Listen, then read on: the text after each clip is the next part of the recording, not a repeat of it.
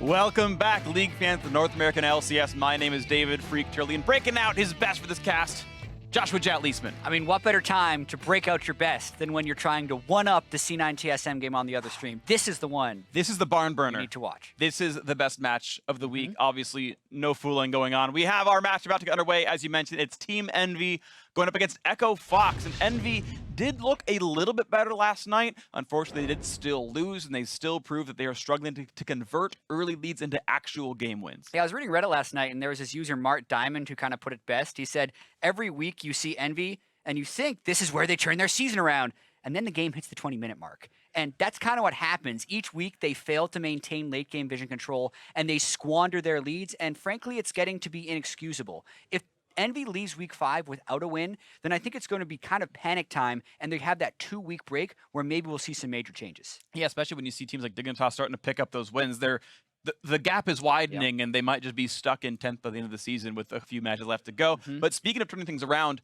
Echo Fox actually looking amazing. They came off a 2-0 match week, including beating TSM in week 4. So brightness for them. Yeah, and we can kind of joke about the inevitable 0-2 because it's an odd week for Echo Fox and they haven't won a game in weeks 1 or 3. But not only can this team use this week to kind of break that fake curse, but they can put themselves in serious contention for a playoff spot. They're one of the few middle-of-the-pack teams now, so to show up against the top 4 teams can be very good, and if they keep improving at this rate, they can be the playoff team that they promised they would be last summer split. Right, but it has finally come in here. Again, they've beaten teams like TSM, they've beaten teams like FlyQuest, so you add some more to that lineup, and it starts looking pretty good. They can be 6-4 at the end of the week, which is definitely in a playoff run. See what happens, but earlier we did speak with Acadian, who credits his team's success to their positive environment. I think our team is pretty interesting because everyone's really open to anything new or weird or any style anybody wants to play that they think they can win the game with. We're always down to play some new stuff. Like, I think tomorrow if Looper just said top brand is OP, let's try it in scrims, everyone would be like, yeah, let's go. But yeah, I think it's just a pretty open environment and everyone's just trying to win and get better together. And I think there's very little, even if people underperform or play poorly, our team environment is good and we won't, flame people for trying new things or anything like that. Yeah, and sometimes an environment like that can lead to things like support Camille that we got to see from Gate. Right. I actually ran into him last week and was like, what other supports are OP? He's like, LeBlanc support, Rengar support. I was like, oh, so the champions may be in there every game. But we'll see if they get anything new because they have that attitude. Yeah, and I love teams like that. I always have a soft spot for teams that are willing to try stuff out and play like this, so we'll see if they have more for us today. Come and check out the starting lineups. On the blue side is Team Envy, though. It's Seraph up in the top lane. Gonna get the faces up on screen right now. Lyra in the jungle, Ninja in mid, Apollo and Hakuho as the bot lane duo, Dylan Falco as their coach. Yeah, and this team definitely has some skill. They just need to be able to turn it into wins. On the other side, who has been getting a few wins of late is Echo Fox after that 2-0 week. Looper in the top lane, Acadian, who we just heard from, having a great year in the jungle, Frog and steady as ever in the mid lane, Keith and bot with Gate support, and Tim Kiro, their coach. Yeah, and it's going to be fun. I'm excited to see top brand. Obviously, Acadian was truthful when he leaked that strat in the interview, so don't fail me, Echo Fox. I'm counting on you to pick the champions properly. But yeah, this is a match where it's interesting, right? Because on paper, Echo Fox, I think, is the clear victor. What's actually even kind of more amazing is that Echo Fox are even better early game than Team Envy. Yes. We're like, Envy are an above average early game team. First 20 minutes, like, they can beat up TSM, they can beat up teams like FlyQuest, like, that's fine. Then you go up against Echo Fox and Acadian, and, like, everyone sucks early against Echo Fox. Yeah, Echo Fox is the best early game team 8 games into the split. So that probably is something in the we world. weren't really expecting. at least comparable to opponents. I will. If you look at their gold lead at 15 or 20, I think you are hard-pressed to find a team that is higher than them. Obviously, you have to take strength of schedule into that equation, but it has been a good early game and a spectacular early game specifically for Acadian. Absolutely. Acadian has been, I think, a front runner for Rookie of the Split, but not even that, but maybe even MVP. Yeah. And very few people would have come in and been like, Acadian might be an MVP this year, but he may very well be. We'll see if it can happen and the season can continue, because it's been a pretty good ride for Echo Fox fans, seeing some of the recent good wins, and maybe that will continue. Of note, we look at the picks and bans, and actually, it's pretty much like we're still playing on 7.2, really. You've got all the who's of the A's and S tiers so far in the ban phase. Yeah, I feel like it's been a little bit peculiar how the nerfs to the 3 champions that were most banned on red side, Rengar, Camille, LeBlanc, are still getting banned a fair bit, but more by the blue side than they are by the red side, because I feel like they're not first pick threats anymore. but they are still considered threats. So it's not something you necessarily want to first pick over something like a Varus, who I actually expected to be permabanned for most of this week, manages to get through. And that obviously leaves Camille up, who did get pretty substantial nerfs. You've seen her fall through a few ban phases. Sometimes you've seen her picked as the very last pick in the draft, but wouldn't be all too surprising if we saw it. Definitely don't see it super early here.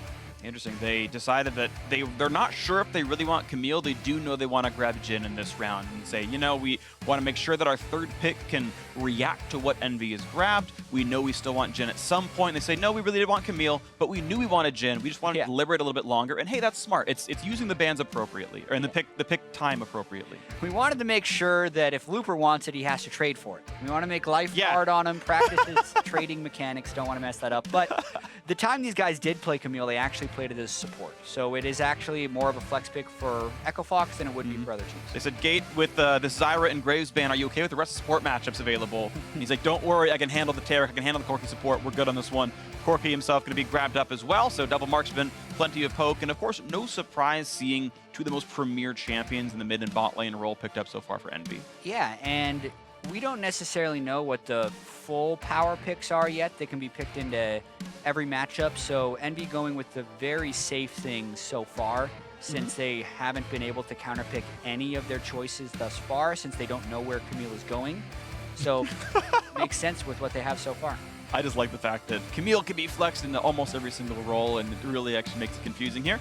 Now, of note, Twisted Fate and Anivia both left up available for Froggen, but it's not going to be the pickup just yet. Lee Sin going to be grabbed, and oh, that's interesting. No other junglers were picked up so far in the pick ban phase, so you'd expect to see double Echo Fox jungle bans, and Acadian really prioritizing this Lee Sin as a top-tier pick. Yeah, I can see that he doesn't want to get any extra junglers banned away. There's definitely a potential pinch on junglers in the upcoming ban phase. And when they had the last choice of what they pick here, they essentially kind of get to opt into what they want the bans to be. Interesting that they end up picking the Lee and then not banning out a jungler first off with that Jace. Yeah, but they're more concerned about Jace. They're going to wait to see what the other bans end up being. There's the Twisted Fate. You maybe expect Anivia to be next up on the table since Froggen has not picked his mid laner so far. And yeah, those are easy one-sided bans where we know Envy won't play him, but we know Echo Fox sure will. Yeah, if I was actually banning against Echo Fox, I would be okay with Froggen having the Anivia. It's his most played champion, but also one of his least successful. They're 1-5 when he plays it so far this split. Hasn't found serious success on it yet, and while it could be good to stall out games against Team Envy, and I could see that being a ban nonetheless, I'm actually more scared of Froggen's Rise or Twisted Fate or even his Orianna or Victor. Sure, absolutely, and we'll see if that ends up being the same thought that Team Envy goes through. Singed, I had the S letter wrong. Singed picked up as the final ban, and again, you talk about scary things Echo Fox can play, and yeah, Singed definitely a looper special. He's got his own skin, and it means Envy are probably going to try to play a tank top because you wouldn't ban if you're playing Fiora.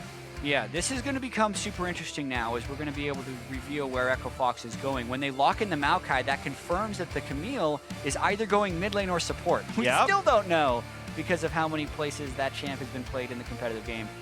Locking in the Maokai, especially with Singed and Jace off the board, kind of dares Seraph to play a carry or opt into a tank versus tank matchup. Yeah, Shen was going to be the almost obvious go-to after that. We saw them play a bit of that earlier on. That's going to be the grab. They need a jungler still. Elise and Lee Sin and the prior bans off the table, and that will be Team Envy rounding out their lineup.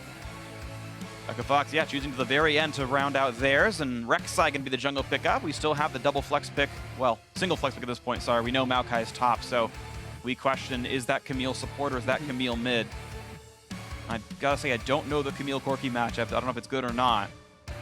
Yeah, I actually expect it to be bottom lane. Just the last time they did the Camille support, they did it with a Jhin against a Malzahar, so all of those pre-existing positions are kind of the same. Yep.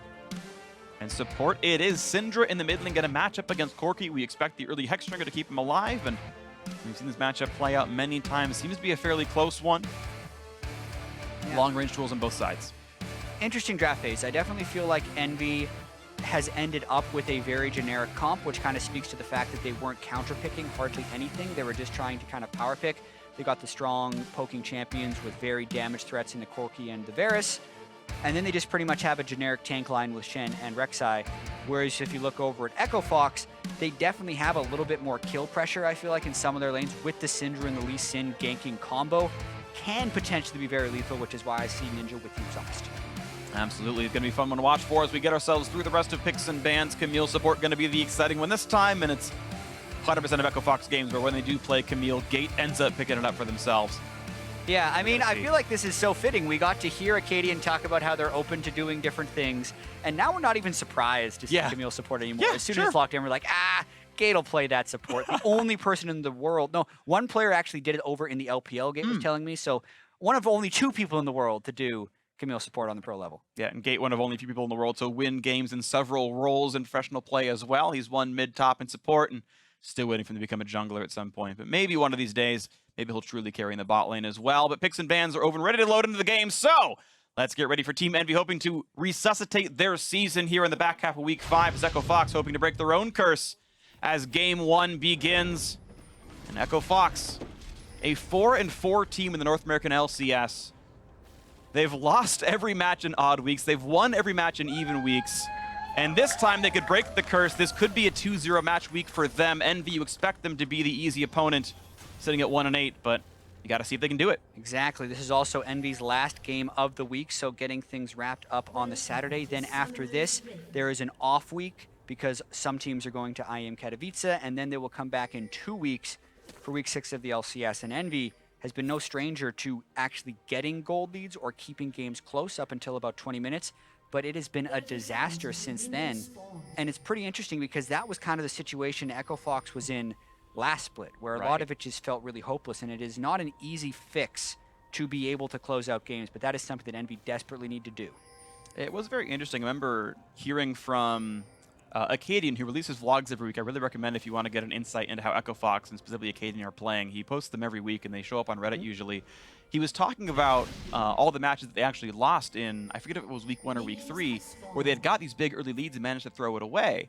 And he was saying, yeah, we just got too excited. I tried to force too many plays. We needed to play more passively, which was a concern because that was why Echo Fox did badly last year. But they managed to balance it out properly where they're not overextending, but they are closing games out. And it's been a good mix for them. Seraph wants to maybe stop the saplings, can't do it. Looper protects it. Yeah, and Freak, your point there is so interesting to contrast to Envy because Envy has the same problems Echo Fox was kind of trying to overcome in those senses. And it's almost Ninja who gets a little bit too aggressive sometimes. They're not able to do it cleanly. Ninja constantly seems to be the one that is getting picked off when they have those leads. And that's where Echo Fox has had to pull back, and Envy just hasn't been able to set up the right plays. Let's see if they can find a way to do it. Really poke onto Ninja at the very beginning of this one. Do want to point out, we saw, of course, the Maokai sapling spam at the beginning. It's another jungle raptor start, especially good, of course, with the Maokai. But Looper actually stole one of the small raptors, and so it meant that Acadian didn't hit level 2 until after killing the big one. Yep. Which slowed him down a little bit. Yeah, and we actually see Acadian trying to do a quick gank in the top lane because he's already level 3.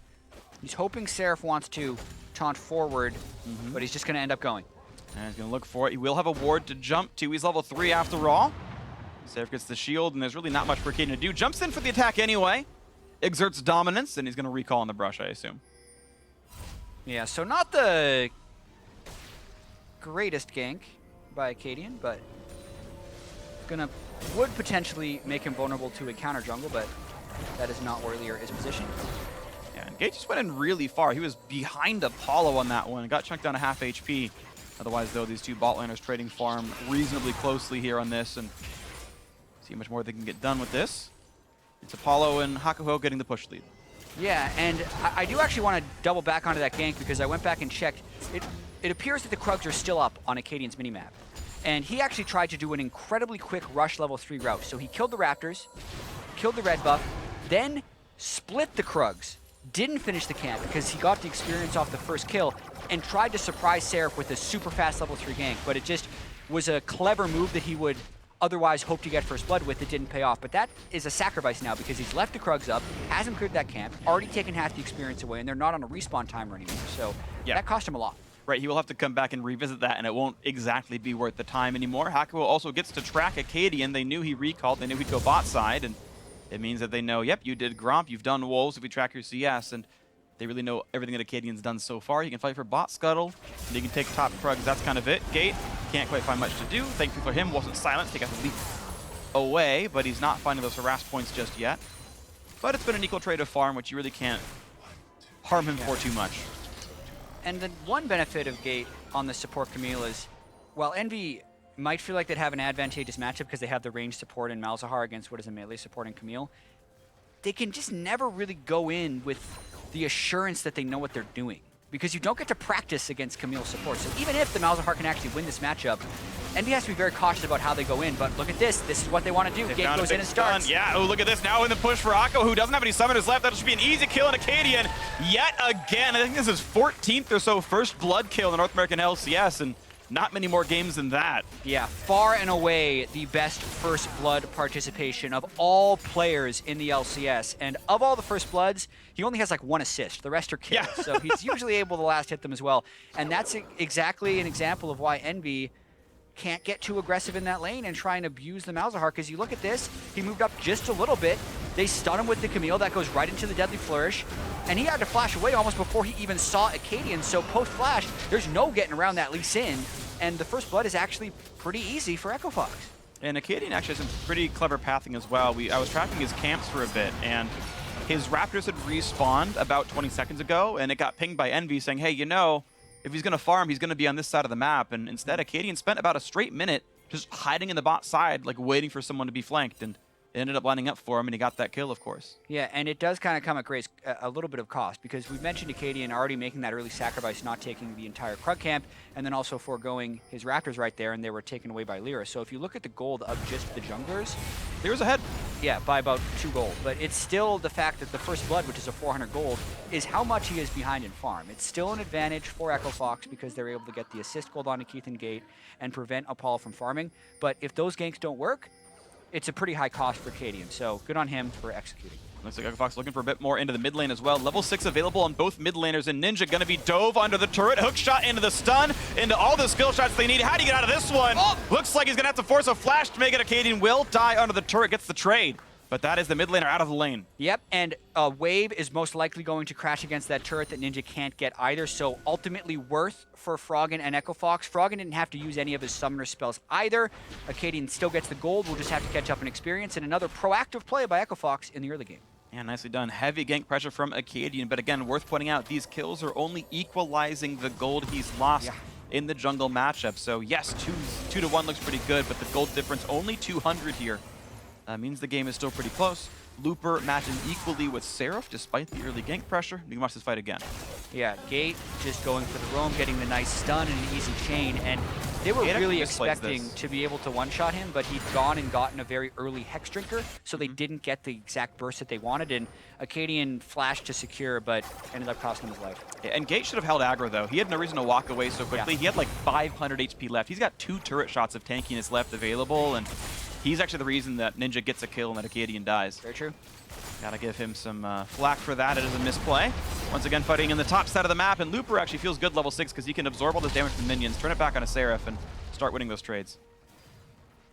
Yeah, and I really want to wonder when Lyra is going to get involved, because now is the time where he has to punish Acadian. He knows he has a large experience advantage on Acadian. Acadian died at level 4 when Lyra hit level 6. So he's going in for the counter jungling, and it's a matter of, is he confident enough to duel? Because he's getting collapsed on right now. Level 7, though, really big Rek'Sai. He knows that they're nearby. He's going to jump with the wall. Nicely done by Froggen. Kicks him back out. Ward hops over, and that means Lyra flash. But Looper now a bit alone, down to 500 HP. Make that 300 now.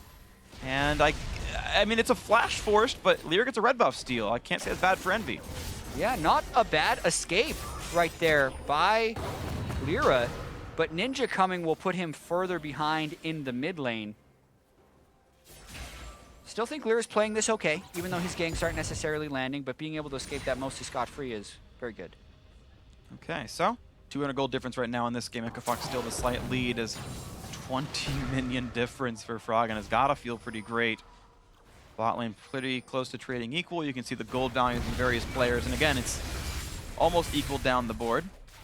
300 gold lead for Seraph's got to feel pretty good, though. Looks like he's been killing more minions, so quick CS lead there.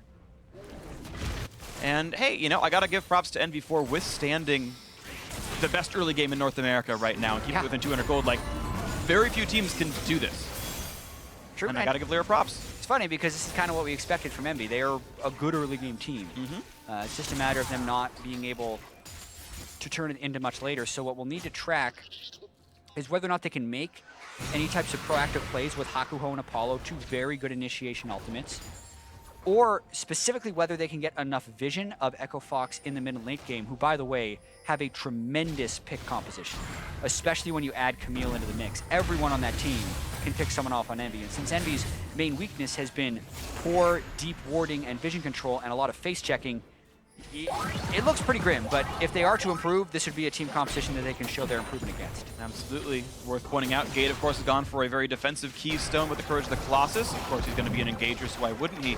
But no displacements on Envy means that you either got to kill off Gate, or that person will be stuck inside the Hextech Ultimatum. Yeah. And again, you mentioned it's a very forward motion team, a lot of engage tools, great pick comp, and Gate no small part of this. Keith, unfortunately, cannot dodge the arrow. Nice shot by Apollo. It's going to be not yet a recall, actually. Envy going to stay in lane with the tier stacking and good fair bit of poke, 600 damage dealt recently by Apollo. Yeah, and to Keith's credit, he's been left alone in this lane a lot. Yeah. They were able to get first blood in the lane, which took the pressure away a little bit, but he's mainly just been stuck there trying to dodge piercing arrows and farm 1v2. So the fact that he's only down 8 CS is credit to him. Definitely agree. Looper and Seraph still fighting back and forth. Worth noting they have both gone for the laning phase keystone of Grasp of the Undying. Sometimes that can make a big difference. Courage of the Colossus not there for Looper means he will not be as tanky, but there's 3 melee champions to share the burden, so I think it does make sense to go for more of a laning phase keystone in this regard. Q onto Ninja, flashes him in, the stun still lands. Pretty perfect execution, double shields keep him alive, and they want to re-engage on towards Froggen. The taunts there, the burst damage is in, nice counter-engage. Team Envy turning it right back around. Yeah, I actually want to say that was a pretty play by both teams. Yeah. So the kick straight into a timed stun is really cute by Echo Fox, but because of the Hex Drinker and the timely Shen shield, it backfires, and the only mistake there is Froggen not flashing away from the Seraph taunt flash, because that could have prevented the counter kill. But with that, great job by Seraph. Absolutely agree. Gate went a little bit frisky on a Ninja, misses the W, but either way has to juke back out of that one. Ninja staying alive, gets the wave clear and gets to start equalizing this lane a little bit more. Yeah, we're going to watch this one more time. Great timing by Acadian, kicks him immediately into Ninja, and then it is a full burst combo by Froggen, but right here, Froggen needs to flash. As soon as he sees Ninja Valk forward, especially when they see the Kazakhs, or sorry, the Rek'Sai in the river. I do that wrong too. Void monsters and stuff. I know, right? But that's pretty much it. It was a really good counter by Envy. Totally agree. So, Team Envy actually holding a gold lead over Echo Fox 12 minutes into the game. Apollo still pressing in the bot lane. And you can see this turret getting very injured. It's down to about 1/4, and if you have Lyra show up one more time into this lane, I feel like they can actually make this one fall down.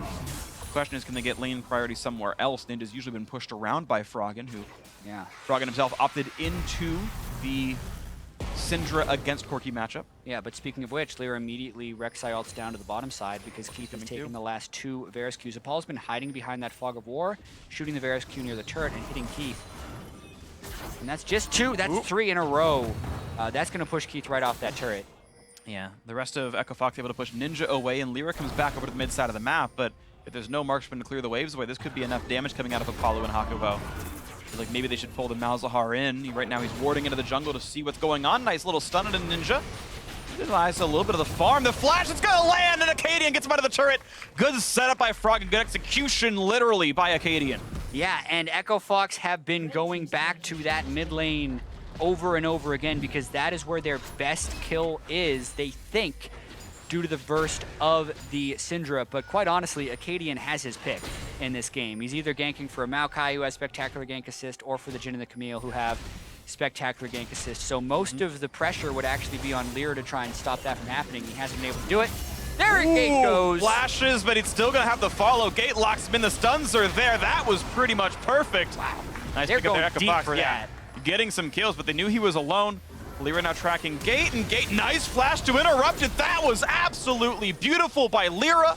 And Apollo gets himself the assist credit. 3-4. Yeah, the only way Envy was going to be able to get a kill back. But we mentioned how deep Echo Fox is going for that kill, and the fact that it's traded back and the teleport was used actually means Envy can transition this straight into an Infernal Drake, not to mention they've already been able to get the first turret, so this is going to actually turn into a pretty good early game lead. Absolutely agree. Yeah, you mentioned the first turret goal. That was a big deal. It wasn't as sexy But the fact that Apollo and Hakuho got 2 to 3 kills worth of team gold by persistently pushing that bot lane down, and a lot of that was Apollo landing infinite numbers of piercing arrows. Yeah. Got them 1,000 gold. Yep, combination of factors we'll touch on in just a minute, but he breaks the passive from Hakuho, ults right in.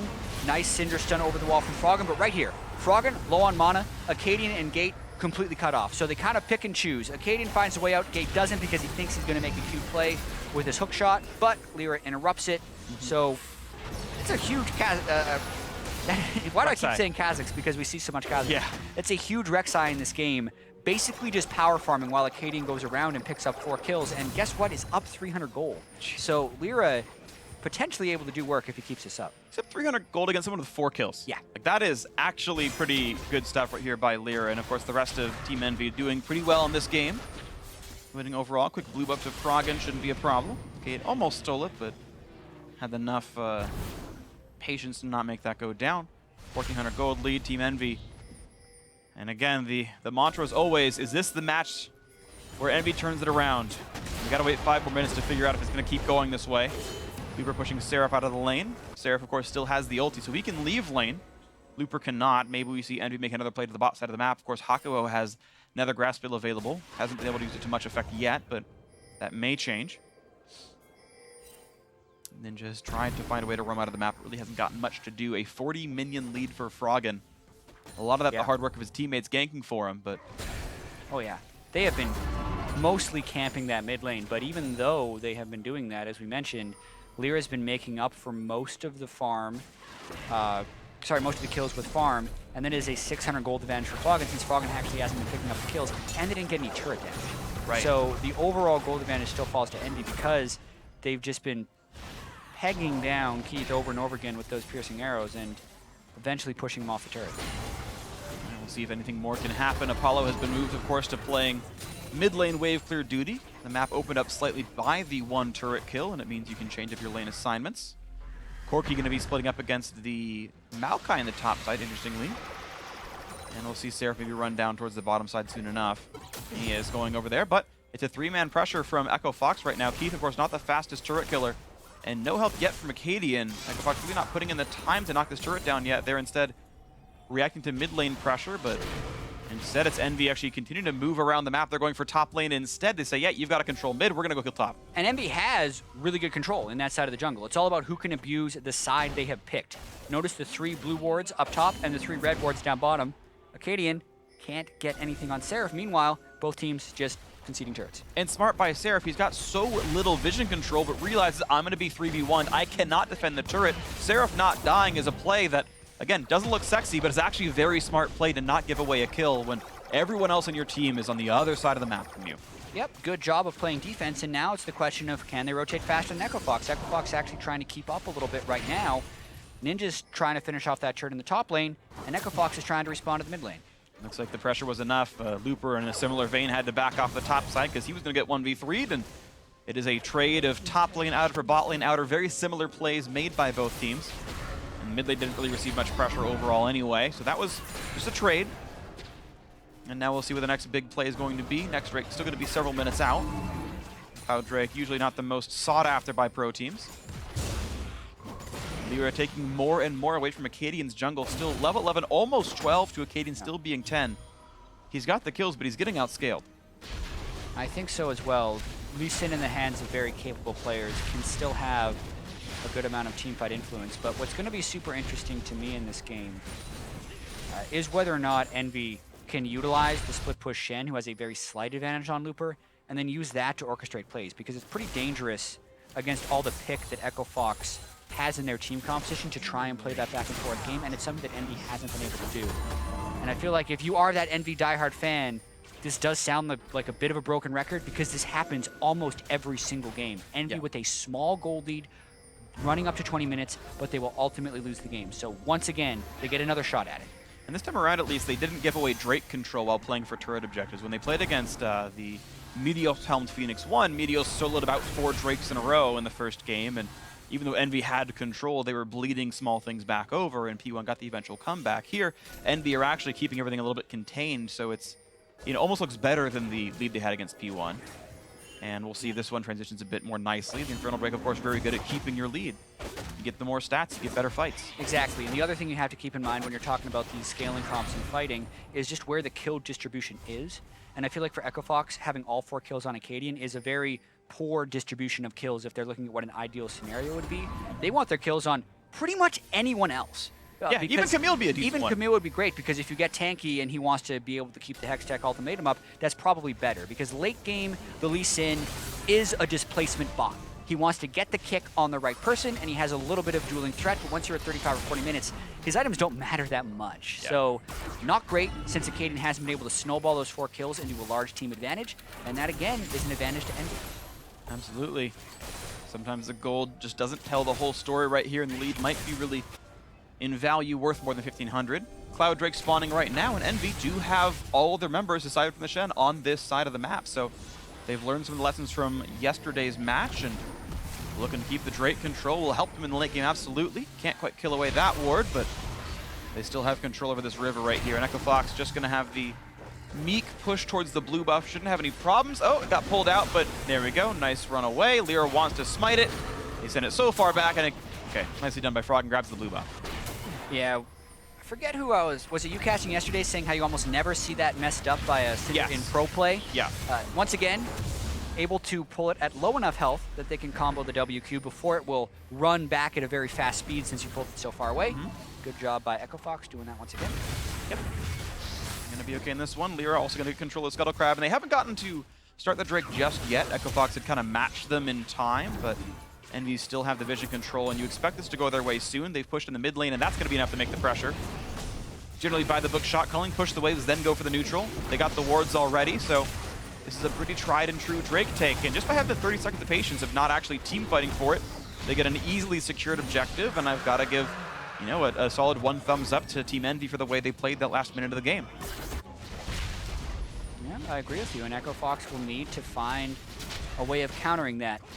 Or will they, is actually the question when we're watching these Envy games, just because we've seen Envy with 5,000 gold, 10,000 gold, Baron, Elder Drake type teams and still not be able to close. So this could be influencing why Echo Fox is playing so passive, because they don't want to throw the game away, so to speak, by running into Envy, and they're almost maybe thinking of making them do a proactive play.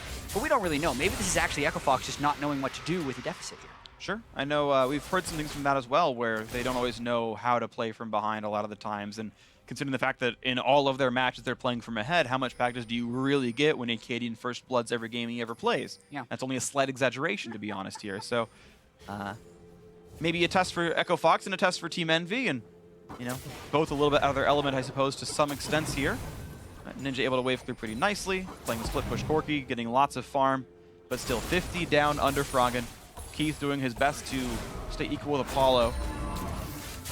And we continue to wait for more important things to happen. Scuttle Crab control on the top side. Echo Fox will have the slight edge towards Baron for a minute. Almost loses it, but deals the damage in time. Yeah, mid lane turrets, potentially the next battleground. That's really one of the keys to opening up this map. When Envy wants to set up a siege in the mid lane turret is when they are most vulnerable to a teleport flank from Looper's Maokai. But they do need to kill that turret to try and extend their lead. Right. Gate got a little bit afraid there, but Hako didn't pull the trigger on a flash ult. I don't know if he was quite in range. It was close, but True. That maybe with the right amount of tenacity would have actually been a kill on the gate. Didn't go for it here. Also interesting, Hakuo, most Muzzlehearts do not go cooldown boots. They do go Mobies. So Hakuo a slightly different build himself. Fox wants to kill here. Here we go, jumping in, and then he lands the stun on a Ninja. He's got no way out, but can they burst him in time because Shen is arriving? Ults after the exhaust, the shields are high. One more shot, no, he flashes the Q, and they still get the 1 trade kill against Gate. 1 for 0 in favor of Envy. Looper wants in, though that'll be the damage you've got to assume. And now it's Sarah for the rest of the team starting to rotate up, but Acadian and Keith are far away, so Looper is stranded for a little while here. Push them away, buy some time, but Hakuo's in for the ulti. Voidlings are down, plenty of damage to deal, and Looper does not have a way out of this one. 2 for 1 advantage Team Envy. And Seraph has been very clutch, shutting down these Syndra executes that Echo Fox continues to try and do. So once again, really good initiation by Gate, basically stopping Ninja out of his Valkyrie, but then it actually looked like either the QE missed by Froggen or the damage was just completely absorbed by Seraph's Stand United shield, and it does get ultimately turned around. by Envy to get the kill back on a Looper. I love the unintentional pun, by the way. Ultimately turned around. Good job to Seraph. That is one of my crutch words, so we're going to get a lot of accidental puns there. That's okay. I wanted to point that one out and give you credit where credit's due. Into the mid lane they go. Of course, they won the team fight, and Team Envy retains map control, and that means they can make this 3-1 in turrets. And hey, chat, it's after 20 minutes, and they're doing better. Envy up 3,000. Here we go. Watching this one more time. Yeah, it looks like the Q doesn't quite land on Ninja in that play. The Hex Drinker once again saves. Exhaust is actually quite late by Gate after he'd taken the majority of the damage. But then, of course, Looper can come in. Little assistance from Frog and gets the kill. And here's an example of why we see Shen into Maokai a lot. When he's successfully able to get the pass through from his Q and do the 7% max health damage each shot, it's a lot. But there's a fight in the mid lane right now. And just one-shot Frog with the crit, and he's going to look for a little bit more. Keep flashing over the wall, pretty close on the Gate as well. That's a double kill already, picked up the mid laner. Make that a third as Gate's going down. The execution goes over to Seraph, and this now means Baron unless Acadian can steal. Is this it for Envy? This could be a massive lead. Already up 5,000 gold. Add the Baron to that, and that'll be 6,000 or 7,000. Then there's the second tier of outer turrets, which usually go down with the first Baron. So Envy trying to kind of play like they did against Team Liquid when they had that 2-0 2 weeks ago, and also keep the Echo Fox odd week curse alive. Yeah, absolutely. This is I think maybe the actual most surprising result out of Echo Fox so far this season, the fact that they are losing right now in this match. We can watch that mid lane fight again. We came in a little bit late. Yeah, both teams just trying to get that outer turret down in the mid lane, and Froggen is at half health by the time this fight starts, and even though the Varus ultimate flies wide, Froggen checks right into a control wall, which blocks the vision, and gets completely bursted by Ninja, but there was also nowhere for him to run because Lyra and Seraph had flanked around the backside, so Echo Fox scattered since they were starting that fight from so low. All things considered, they really shouldn't have been trying to siege that turret in what could be a 5v5 collapse when they're at such low health. Yeah, it turns out that ended up going poorly for them, and the shot calling from behind so far not paying dividends for Echo Fox. Envy doing pretty well for themselves, and I want to give some props to Ninja. I think he did several things very smart this game. So one, of course, he ruined defensively, had magic resist glyphs, but he understood that he was the primary target. Rushed Hex Drinker. When he went towards Trinity Force, he went Ruby Crystal first as well. He tried so hard to withstand the fact that he is obviously the key target that's getting bursted out the whole time. And with all the shields, with the help from Seraph, and the fact that he only has 3 deaths when he's getting 3v1 for half the game is honestly, to me, a very good play by him. Yeah. He has had a rough year as well. Had a few games where he's had a bunch of deaths, but now the question will be, he's ruined defensively, he's built relatively defensively based on the matchup, but can he position properly for this next set of sieges? We talked about the second tier of turrets being the target for Envy. They've already gotten one. The goal is to get the next 2 in these next 2 minutes of the Baron. That'll judge their success. Echo Fox trying to turn around. Oh, and they've got to jump onto the back line. By the way, Lyra's found Keith. Meanwhile, on the front side, it's Ninja actually getting hit up, but not going down. He is durable enough to withstand it. And one of the backline kills come through as Acadian is dropped off the map as well. 2 for 0 yet again to Team Envy. Froggen forced to run far away and go for the recall, but there's more in the eyes. The blue team here pushing in for the mid lane tier 2 turret. Here's the wave. That's going to be a turret kill. And man, Seraph just hitting level 16 before that to rank up his ultimate, making his shield now with the AP he has from Baron buff a 923-point shield. If he wasn't level 16 and his shield's 150 to 200 points weaker, maybe that actually kills Ninja. But these are the margins that Envy's able to be winning on, and they just blow open this game. And they're going to take down the middle inhibitor in 28 minutes on this one, and quick reset later. They can take more of the map. Ocean Drake's available to be taken. Lyra maintains the mini waves in the bot side of the map, and this means that Echo Fox can't even get anything on the respawn because there's just nothing even close to a turret kill. Even though the rest of the team is alive, there's still a minute of Baron to fight against, and we watch that fight again. Yeah, and the initiation is on a Ninja. We were just talking about it. He needs to be in the right position. He's actually not, but he gets saved because of the Shen and the Hex Drinker. He did have about 300 health to spare, so he would have lived regardless of Seraph hitting level 16 or not. But if Envy is able to save him in those situations and turn the fights around, all power to him, because it is working this game. Absolutely agree, and it's a 10,000 gold lead. Baron buff not even done just yet. Paulo gets to grab a nice, easy blue buff for himself, and well, Team Envy looking to close this one out, and they haven't gotten many game wins so far this season. Maybe this starts to feel a little bit better. Echo Fox have a long way to go if they want to come back into this one. I don't know if they can resign themselves just thinking about game 2. This is maybe a game you can fight for, but it will take a lot to get back in. It's true, and Echo Fox does have, as we mentioned, so much initiation in this team composition, but that does come at the sacrifice of a little bit of sustained damage. Syndra is not known as your, tank shredder. Neither is Jhin, neither is Maokai. No one can really kill Seraph, or Lyra for that matter, in these fights, so that's why they're consistently trying to jump on Ninja. But when they're not even killing him in the fights, they completely lose, because not only have they now committed into the backline of Envy, they are stuck with no damage, facing up against these huge tanks. So falling behind, quite devastating in this particular situation. Absolutely agree. Now Team Envy have only won 3 individual games all season long, and this would be number 4 if they can close it out. By all rights, they should be able to win this one, and this is maybe a game even Team Envy will have a hard time losing. I'll knock the rest of this down. I mean, say that. I don't really mean it as a major insult. Like, I want to give them props, because this honestly is a better game they've played almost the entire season so far, and They've been I don't want to spin it into an insult yet. They've been stuffing most of Echo Fox's initiations. It would, if this was any other team, you'd say the game is over already. But this is something that Envy needs to be able to prove to the rest of the league that they can do, because they've had such a hard time closing out on leads. They haven't had leads necessarily this big, but they've been very close to this big. And with just one inhibitor down, they need to break that second set of the base. And they actually need to kill the Nexus, because that is when we're going to be willing to say they're victors. And we are willing to call a lot of other games early based on teams with better track record. Absolutely, but this one, still, you got to make us believe in you, Team Envy. And right now, Ocean Drake has been gone down. The next one will spawn, I guess, just before 36 minutes. And it'll be a much later Elder Dragon this game. Baron up in 2, though, and we'll see if Envy can crack an inhibitor before that spawn comes in, or if they're just going to sit and wait and bide their time and play for ward control. Right now, they don't have really any wards for a Baron play. Again, it's not going to spawn for a while, but at some point, you got to think about that. Hakuo, traditionally very low warding stats, and we'll see if he recalls for the recharge on the Sight Stone anytime soon. Better damage on a Gate and Acadian, and we will wait a little bit longer. Right now has 3 stacks in his Sight Stone, so he's got some to put down when he needs to. Yeah, it's just a matter of having Seraph set up on one side. With Baron down, it's going to be a little more difficult to get this. If they were able to get the turret without Baron, that would be an even more promising sign, but I wouldn't be too surprised if they just try and keep the game set in this Fox defending their base while they're still able to farm all 3 lanes, and then waiting until the Baron comes up and kind of forcing Fox to come into them in that 1-minute spawn. All right, well, waiting around 57 seconds until Baron spawns, and look at this. The call is, all right, guys, Baron's under a minute. Everyone reset, spend your money, buy some elixirs.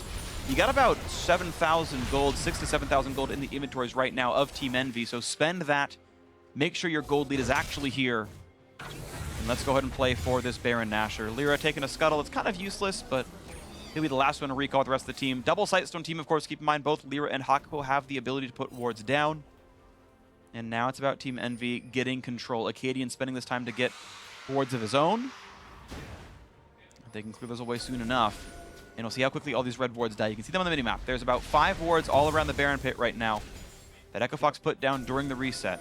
But a control ward by Seraph in the pit's going to kill some of them. And he's going to find Acadian. Yeah, and a lot of it is about Envy just avoiding getting picked off. Seraph doesn't actually have to worry. Look at the damage he's got right now with that Titanic Hydra. Down to 1/3 HP, and suddenly there's no jungler in the fight. Gate actually flashes away from battle he jumped into. And now Envy got control of the Baron area. Sets up the Baron beautifully. They still have pretty much all of their initiation skills. Didn't have to burn any summoner spells on the way, and Echo Fox is going to be pushed into an incredibly defensive position. Also a fun fact to kind of show what a rough year it has been for Envy up until this point. They have 3 game wins, 16 game losses for that overall match record of 1-8. And this would be, if they win, the first game they have won with Hakuo on a champion not named Zyra. True. They've only won the 3 games when he's been on Zyra, so a team that had a lot of champion diversity last split, trying to find success on something different here with the Malzahar. Yep. But it's pointed to some of the ways that Envy have won their early games and closed things out as games where they have a bot lane lead. Zyra kind of a queen lane bully. And Envy got first turret just kind of by 2-on-2ing the bot lane. There was almost no interference at all. It was just Apollo and Hakuo winning the 2-on-2 straight up despite getting ganked. And now here comes the play. Gate wants in, looks for the steal, not going to grab it. Ninja claims this, and now Gate Not a lot of plays to go. Is going to drop down first. 1 kill already. Looking for Akuo. Quick stun and a Froggen. Sarah doesn't get much done. They've got a trade kill, but looks like Moore's going in for Ninja. 2-1 so far in the fight. Baron buff still on. Acadian gets a kickback. He's going to drop to Ninja as well. And look at the kills flying in for the Corki player. A triple kill for the mid laner. Keith running for the wings, but it's not going to be enough. Into the base they go. They've still got a giant minion wave with Baron. This could be the game over. Yeah, and already a cannon minion that was unable to be cut off by Keith as he was zoned out of the fight. Lyra going to easily mop up this kill eventually, you would think. Come on. Cute. What? He's going to go for the game. Doesn't seem to care at all. Doesn't matter. Maybe he missed him. I don't know. Looking for him. All right. Well, Either it way. doesn't matter. It doesn't matter. Team Envy this time around are going to close it out. They've got their 4th game win. They took game 1 against Echo Fox. And maybe this is the time they actually turn the season around. Maybe the improvements are really coming through. Game 1 secured. Well played, Team Envy. Absolutely, and they're going to need to close this one out because you can see they're clearly not elated as of yet. It is just the 1 game. They would need to be able to close out Echo Fox, and it's a very important game, as you mentioned, for both teams. Envy wanting to go into the small little break we have on a bit of a positive note, and Echo Fox wanting to try to make it into the playoffs. But this game in particular was a little bit of a start-to-finish victory for Envy. They were never down more than 1,000 gold in this game against Echo Fox. They gained that decent-sized gold lead at 20 minutes and then closed it before 35, so a pretty solid game, all things considered. Yeah, got to agree. That was, as you said, from start to finish, in control the whole time. Ninja withstood the pressure pretty well. Lyra got out-ganked, but still out-farmed Acadian to the point where it didn't really matter. Almost to Acadian's detriment, he got all the kills because it meant that the actual carriers of the team weren't getting that influx of money. And as we're going to be breaking down this game, we've got replays to cover. So the first one is going to be a 2-for-1 on the top side that Envy had come away with. They just kind of kept winning these mid-game fights. Yeah, and it was the skirmishes, and so much of it did center around Seraph Shen, because they would go for Ninja, since that's what everyone has been doing, and they wouldn't be able to burst him. Froggen wouldn't have enough damage to go through the Hex Drinker and the Shen Shield, and then when they returned to the fight, the sustained damage of Corki was so high, not to mention the sustained damage of Shen actually is higher than Maokai. So even though Maokai finishes off Ninja here, look at how low Seraph gets Looper just with the % health damage from passing through his Q. You get a big bonus in attack speed boost when you do that. Then it's just a matter of Envy also beating them to the spot. Notice how far back Keith is on this rotation. They finish off Looper. No one else on Echo Fox can lend the support, and it's another pretty solid win for Envy there. Yeah, and speaking of solid wins for Envy, more clips to show you guys. The basically fight that turns into the first major Baron, that essentially the game-winning play at this point, a 3-for-0 that turns into even more as Envy keep winning team fights. Yeah, and this was only about 25 minutes into the game, so Echo Fox had set up a siege, but look at all the damage they kind of take from the turret and random Varus Qs, and then Ninja comes in from the flank. Froggen had no vision. He was trying a blind stun, but he was completely surrounded at this point, and Looper wasn't even there without teleport. So honestly, a very poor setup by Echo Fox, but the appropriate response by Envy to punish them very well. Yeah, Acadian wasn't close as well. You can watch him up for that entire clip, and neither Acadian nor Looper get to do anything, and it's a 3v4 or a 3v5 in some cases. You can see very low damage numbers actually came out of that Lee Sin. By the way, that 4K is actually rounding up. He did 39.75, less than the Camille. And this is a 4-kill Lee Sin. Yeah, he got the last hits, but again, not a lot of things done otherwise, which unfortunate to him. He's normally a great player, but you can see the 20,000 coming out of Corki, obviously a very high mark. Exactly, an Echo Fox team composition that was built around picking people off that just couldn't secure kills against the Shen. That Shen was the big blocker of all blockers. Then they randomly had a Hex Drinker on the guy they kept trying to kill.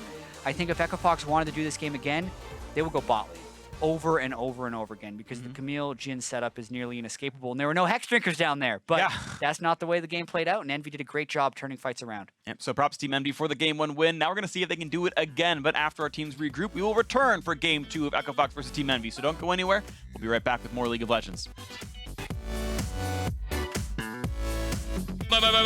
Nice, nice. I TP here. Block. Maokai first. Oh, Syndra. No plan. Okay, Maokai. Listen. You can solo kill. Nice job. Nice. End the game.